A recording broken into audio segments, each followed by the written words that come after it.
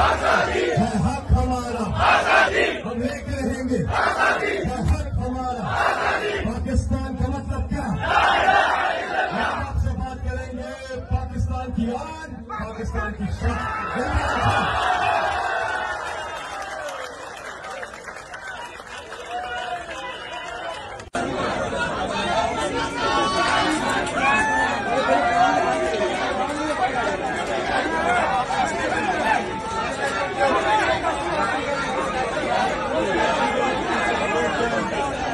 तो यकजा है आपस में और कोई ताकत पाकिस्तान को नुकसान नहीं पहुंचा सकती।